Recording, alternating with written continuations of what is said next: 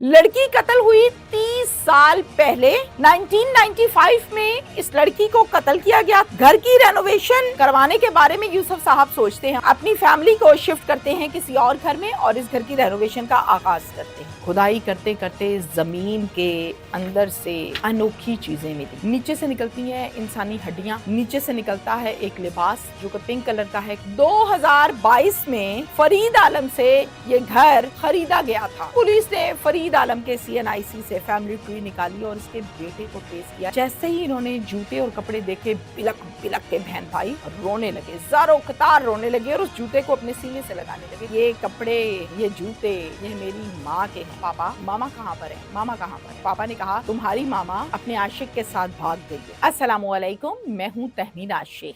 मैं अक्सर वीडियोस में कहती हूँ, जुर्म की दुनिया में कहा जाता है कि कत्ल कभी छुपता नहीं। कत्ल जितना भी पुराना हो, कातिल जितना भी होशियार और चालाक हो, वो अपना निशान छोड़ जाता है। ये कत्ल एक दिन पुराना हो या 100 दिन पुराना, सामने आकर रहता है।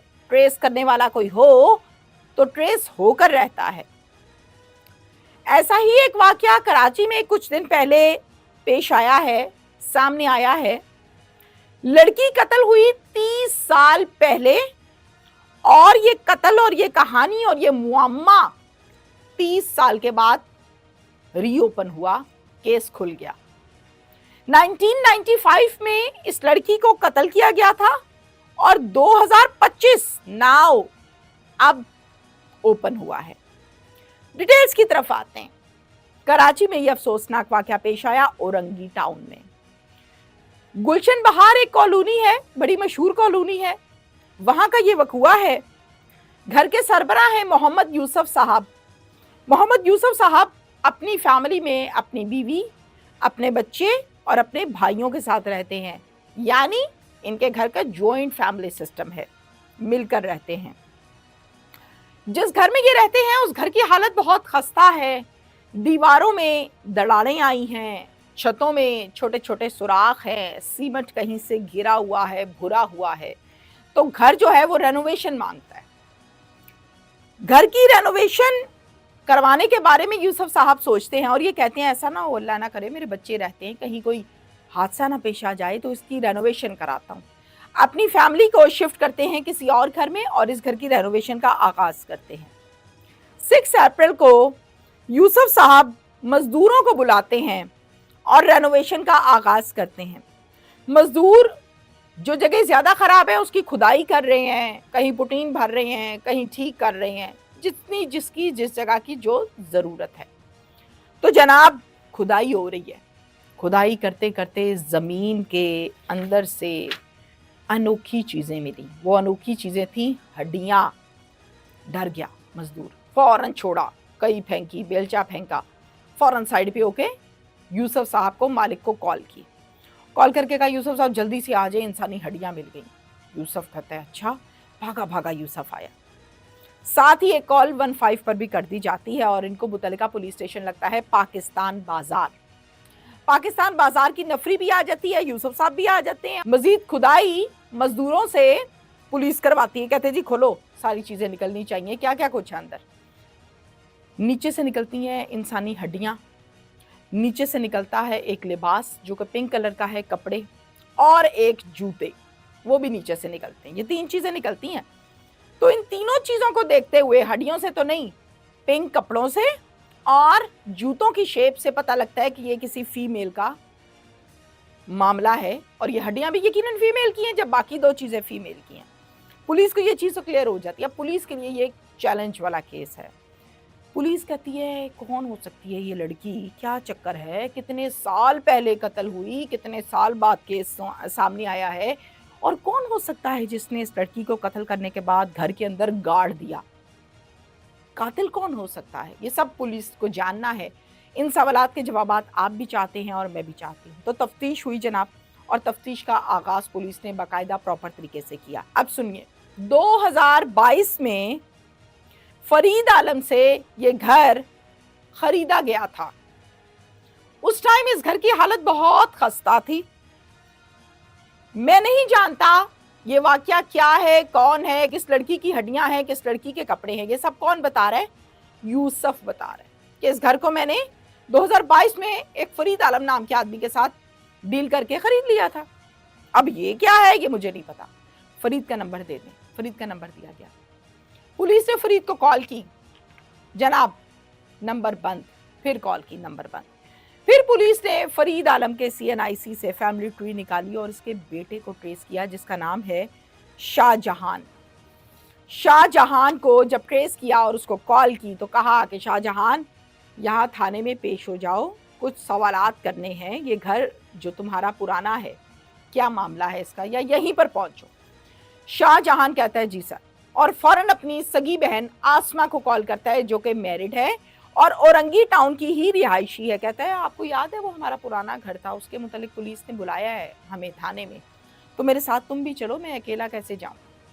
कहती है ठीक है। ये दोनों बहन भाई पहुंच जाते हैं जनाब पुलिस के पास। पुलिस कहती है आओ जरा दिखाएं तुम्हें। अब जो जूते निकले वो दिखाए, जो कपड़े पिंक कलर के निकले वो दिखाए और हड्डियां दिखाई।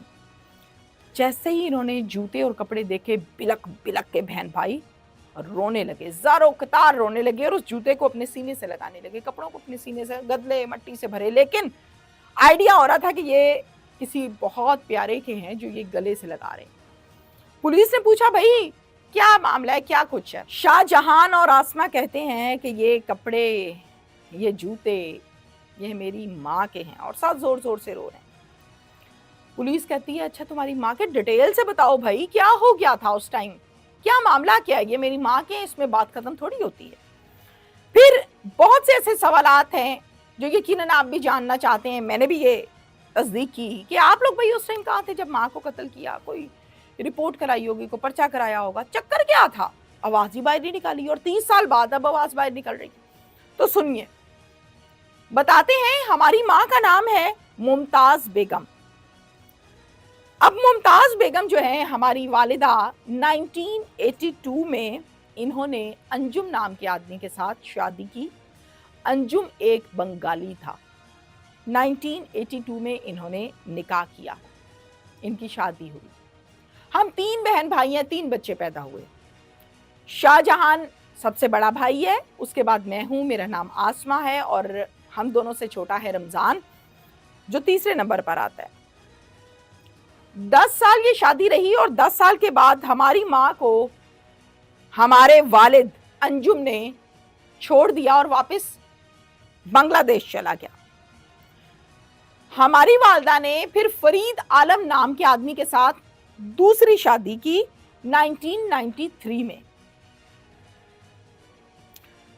हमारा दूसरा बाप फरीद आलम बहुत झगड़ा करता था हमारी माँ से और कहता था कि ये बच्चे जो हैं ये मेरे नहीं हैं, ये सोतेले, और हमारी भी कमबख्ती आई रहती थी। हमारी माँ की भी कमबख्ती आती थी, हमारी भी कमबख्ती आती थी, क्योंकि हम सुतेले बच्चे थे, उसके सगे तो थे नहीं। पुलिस ने पूछा उम्रें कितनी थी उस टाइम, तो कहती है रमजान सबसे छोटा था, रमजान उस टाइम 6 साल का था, मेरी उम्र 8 साल थी, और शाहजहान सबसे बड़ा है तो उसकी उम्र उस टाइम 10 साल थी। हम बाहर खेलने के लिए गए हुए थे तीनों बहन भाई। जब हम वापस आए तो हमने पूछा पापा मामा कहाँ पर है, मामा कहाँ पर है। तो पापा ने कहा तुम्हारी मामा अपने आशिक के साथ भाग गई है। हमने कहा ये कैसी बातें कर रहे हैं पापा। हम हैरान हो गए, रोने लग गए जोर जोर से, मामा चाहिए मामा चाहिए। और फिर हमें इस बात के ताने दिए जाते थे पूरे मोहल्ले से, हमारे वालिद से, घर वालों से, रिश्तेदारों से, कि हमारी माँ तो ख़राब औरत थी, वो किसी आदमी के साथ, आशिक के साथ भाग गई। यही कुछ सुनते सुनते हम जवान हो गए। बाप फरीद कहता था कि बेटा उसके पास एक थैला भी था, उसमें कपड़े थे, उसमें जेवर था और उसमें पैसे भी थे, और वो टैक्सी में बैठ के गई है, और उस टैक्सी में पहले से 2 आदमी भी बैठे हुए थे, तो 2 आदमियों के साथ तुम्हारी माँ भाग गई। हमें तो आज तक ये राम कहानी सुनाई गई। आज पता चला है कि हमारी माँ किसी के साथ नहीं भागी, हमारी माँ को तो इस आदमी ने कत्ल किया और घर के अंदर ही गाड़ दिया कि हमें पता ही ना चले। यही बताते रहे कि तुम्हारी माँ भाग गई, तुम्हारी माँ भाग गई, तुम्हारी माँ भाग गई। क्या उस टाइम कोई FIR, कोई रिपोर्ट, कोई गुमशुदगी कुछ करवाया था बच्चों? उस टाइम हम बहुत छोटे थे। हमने अपने अब्बू से पूछा कि अब्बू FIR कराओ, पुलिस स्टेशन बताओ, تو ابو نے کہا میں نے سب کچھ بتایا ہے, اب تمہاری ماں بھاگ گئی ہے تو میں کیا بتاؤں سب کو. تو ہم چپ کر جاتے تھے. ہمارا کوئی ماموں نہیں ہے, اگر ہمارا کوئی ماموں ہوتا تو اس ٹائم ہماری ماں کا بیک اپ کرتا. ہمارا کوئی ماموں نہیں تھا. والد نے کیا کیا, کچھ عرصے کے بعد ہمارے والد نے ایک اور نکاح کیا. نکاح کر کے وہ اپنی بیوی کو لے کے وہاں چلے گئے اور ہمیں ہماری خالاؤں نے پالا. ہماری 2 خالائیں, انہوں نے ہمارا خرچہ, روٹی پانی, ذمہ داری قبول کی اور پھر انہوں نے ہمیں پالا. پولیس نے کہا ٹھیک ہے. پولیس نے ایڈریس ٹریس کیا, نمبر لیا اور سیدھا جا کے وہاں پر ریڈ کی. جب پولیس نے ریڈ کی تو ریڈ کے دوران اندر سے آنے والا شخص کہتا ہے کیا لینے آئے ہو یہاں. جواب پولیس دیتی ہے تمہیں, فرید عالم تمہیں, قاتل ہو تم. تو کہتا ہے یہ میرے ہاتھ میں پرچہ ہے, یہ ضمانت ہے میری, یہ بیل پیپرز ہیں, میں ضمانت پر ہوں, تم لوگ مجھے گرفتار نہیں کر سکتے. ڈیفینیٹلی قانون کے مطابق اگر آپ کے پاس بیل آرڈرز ہیں تو آپ کو پولیس اریسٹ نہیں کر سکتی. اب یہ کیس یہاں پر کھڑا ہوا ہے, تازہ ترین صورتحال, اینڈ پوائنٹ میں نے آپ کو سب سنا دیا. سوال یہ پیدا ہوتا ہے کہ ایک عورت جو رہتی تھی اس کے ساتھ, اس کو قتل کیا, زمین کے اندر گاڑا اور سب کو یہ مشہور کیا کہ یہ تو گندی عورت ہے, یہ تو کسی آدمی کے ساتھ بھاگ گئی, اور یہ سمجھا کہ اب کسی نے مجھے کیا پوچھنا ہے, نا اس کا کوئی بھائی ہے اس کے پیچھے آنے والا, بچے چھوٹے چھوٹے ہیں, مسئلہ ہی کوئی نہیں, اور شادی کر لی دوسری. جناب 30 سال کے بعد معمہ کھل گیا اور پولیس اس پر کام کر رہی ہے. امید ہے کہ یہ بیل کی ڈیٹ تو آئے گی نا, کب تک کی ضمانت ہے, اس کے بعد پولیس اس کو اریسٹ کرے گی. جو میں نے آپ کو تمام کی تمام ڈیٹیلز بتائی ہیں, یہ ساری ڈیٹیلز پولیس اور فیملی کی جانب سے بتائی گئی ہیں, انہی کی سٹیٹمنٹس ہیں. اب فرید عالم بتائے گا پولیس کو جب تفتیش ہوگی یا معلومات دے گا کہ کیا کہانی ہے, کیا اسی نے قتل کیا ہے یا اس کے پاس کچھ اور قصہ ہے, کوئی اور داستان ہے. پولیس نے کرنی ہے تفتیش اور پولیس نے کرنا ہے اس کیس کو ٹریس کہ اصل قاتل کون ہے, سوالیہ نشان. تو ہر قاتل, ہر وہ شخص جو یہ سمجھتا ہے کہ قتل کر دو مسئلہ ہی کوئی نہیں, ان کے لیے آج کا میرا یہ ویلاگ ایگزامپل ہے. 30 سال, 10 سال, 20 سال, 40 سال, 50 سال, قتل کھل جاتا ہے, قتل نہیں چھپتا, اپنے نشانات چھوڑتا ہے, اپنا ٹریک چھوڑتا ہے, اور پھر آپ اس کو ٹریس کرتے کرتے اس تک پہنچ جاتے ہیں. شکریہ.